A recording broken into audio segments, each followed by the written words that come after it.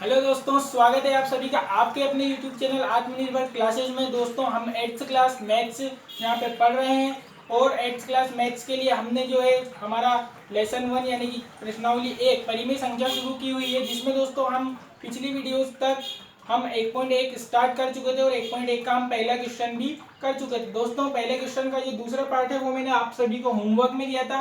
तो दोस्तों होमवर्क का सॉल्यूशन मैं एक बार यहाँ पे लेके भी आया हूँ आपके लिए, और कुछ हमारे दोस्तों ने जो हमारे रेगुलर स्टूडेंट्स हैं उन्होंने कमेंट का रिप्लाई भी किया।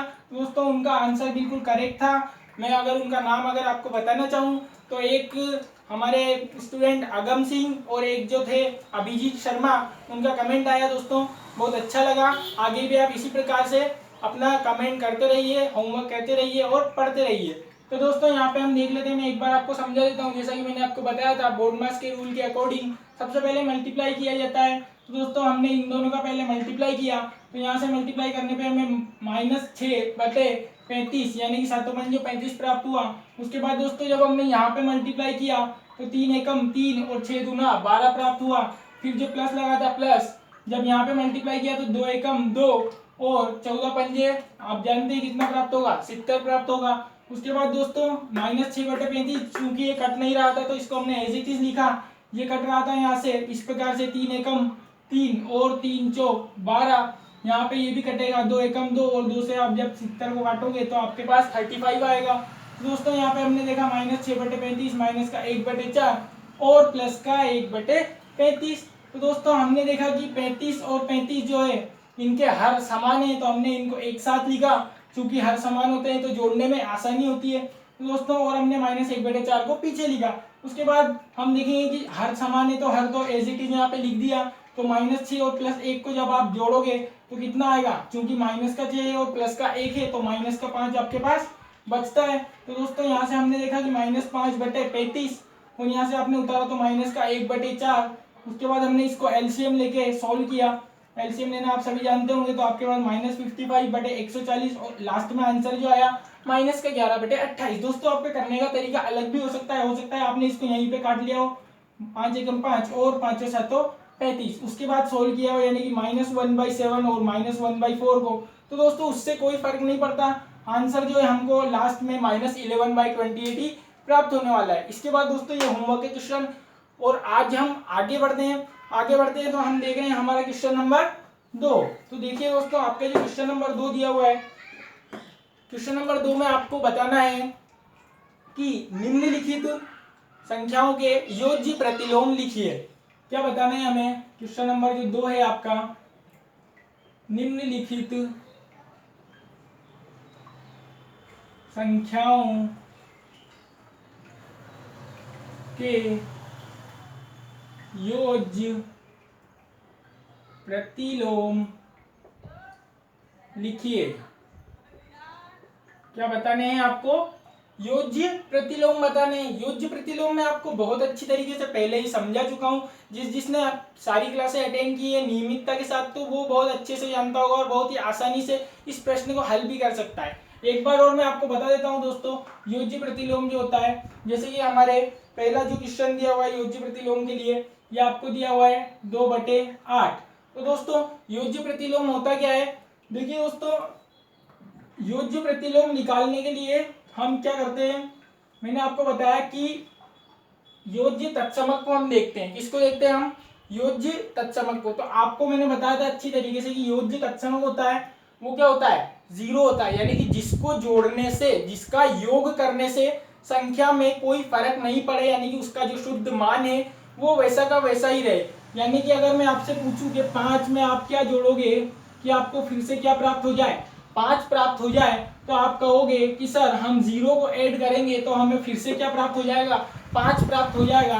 तो इससे हमें पता चला कि योज्य तत्समक जो है वो क्या है, 0 है। योज्य तत्समक क्या है दोस्तों, 0 है। तो दोस्तों यहीं से मैं आपको बताने वाला हूं कि जो है योज्य प्रतिलोम कैसे निकलेगा। तो आप देखेंगे कि योज्य प्रतिलोम को मैंने मान लिया यहाँ पे, अगर मुझे 2/8 का योज्य प्रतिलोम निकालना है तो यानी कि 2/8 में मैं क्या ऐड करूं कि मुझे योज्य तत्समक यहाँ पे प्राप्त हो जाए, यानी कि 0 प्राप्त हो जाए। अब आप बता सकते हैं कि आप 2/8 में क्या जोड़ेंगे कि आपको 0 प्राप्त हो जाए। तो आप कहेंगे कि सर जोड़ने पे तो ऐसा मुमकिन ही नहीं है।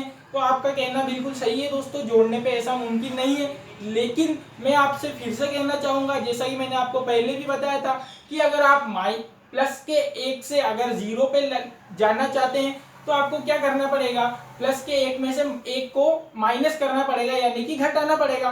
तो दोस्तों यहाँ पे हमारे पास समस्या उत्पन्न होती है कि बीच में चिन्ह लगाए प्लस का, घटाए कैसे। दोस्तों सीधी सी बात है, हमने दो संख्याएं पढ़ी हुई है, एक होती है धनात्मक संख्या, एक होती है ऋणात्मक संख्या। तो अब हम प्लस का 1 ना लेके माइनस का 1 ले लेते हैं। अगर हमारे पास 1 का अगर एग्जाम्पल होता, यानी कि यहाँ पे अगर ब्रैकेट में -1 ले लेते, तो आप देखेंगे कि प्लस माइनस माइनस हो जाता है, 1 में से 1 घटेगा तो कितना बचेगा, 0 बचेगा। ठीक इसी प्रकार इस क्वेश्चन में भी अगर यहाँ पे प्लस का 2/8 दिया हुआ है तो आपको ब्रैकेट में क्या ले लेना है, माइनस का 2/8 ले लेना है। यानी कि हमको क्या पता चला कि जो इसका योज्य प्रतिलोम, जो योज्य प्रतिलोम है वो क्या है, माइनस का 2/8 है। ठीक है दोस्तों, यानी कि सिंपल सी बात है, ये तो मैंने आपको कॉन्सेप्ट से बताया। अब आप डायरेक्टली भी आंसर कर सकते हैं। अगर मैं आपसे पूछूं इसी प्रकार से कि दोस्तों इसके बाद वाले जो क्वेश्चन है, जैसे कि सेकेंड वाला -5/9, तो दोस्तों मैं पूछूंगा कि इसका जो है योज्य प्रतिलोम आप बताएं मुझे, तो आप डायरेक्टली बता सकते हैं कि अगर इसका संख्या वही रखनी है, बस चिन्ह क्या करना है, हमें बदल देना है। तो -5/9 का जो योज्य प्रतिलोम होगा वो क्या होने वाला है, यहाँ पे हम लिखेंगे योज्य प्रतिलोम। ठीक है, योज्य प्रतिलोम क्या होने वाला है, सिंपल है ना, कितना होगा, प्लस का 5/9। इसी प्रकार दोस्तों तीसरा जो आपका क्वेश्चन दिया हुआ है वो दिया हुआ है -6/-5, और जो चौथा क्वेश्चन दिया हुआ है वो दिया हुआ है 2/-9। ठीक है दोस्तों, क्या दिया हुआ है, 2/-9। दोस्तों आप यहाँ कहेंगे कि सर ऊपर भी माइनस लगाए और नीचे भी माइनस लगाए, तो दोस्तों ध्यान रखिए, जब ऊपर भी माइनस है नीचे भी माइनस है, तो आप देखिए -6/-5, यहाँ पे ये माइनस से माइनस क्या होगा, कट जाएगा, यानी कि ये संख्या क्या बन गई हमारे पास, 6/5 संख्या बन गई। तो अब 6/5 का अगर आप योज्य प्रतिलोम लिखना चाहें तो क्या लिखेंगे, अगर ये प्लस की संख्या है तो इसको किस में कन्वर्ट कर देंगे, सिंपल है, माइनस की संख्या में कन्वर्ट कर देंगे, यानी कि हमारे पास देखेंगे तो योज्य प्रतिलोम के रूप में क्या प्राप्त हो जाएगा, -6/5। बहुत ही आसानी के साथ आपको समझ में आया होगा, जो कि आंसर होगा यहाँ पे आपका ये 5/9 आंसर होगा, और यहाँ पे आपका -2/8 आंसर होगा। दोस्तों यहाँ पे जो 2/-9 है, तो इसको आप इस प्रकार से भी लिख सकते हैं कि 2/-9 को आप -2/9 लिख सकते हैं। अब इसका योज्य प्रतिलोम दोस्तों आपको कमेंट सेक्शन में बताना है, ये आपको मैं होमवर्क के तौर पे दे रहा हूँ, इसका आंसर मैं आपको कल बताऊंगा। और जो हमारे दोस्त कमेंट सेक्शन में कमेंट कर दें उसके नाम भी, उनके सभी के नाम आपको मैं कल वाली अगली वीडियो में मेंशन जरूर करूंगा। ठीक है दोस्तों, तो ये आप नोट करें अपनी कॉपी में, जल्दी से वीडियो पॉज करके स्क्रीनशॉट लेके, उसके बाद हम हमारे नेक्स्ट क्वेश्चन पे चलते हैं।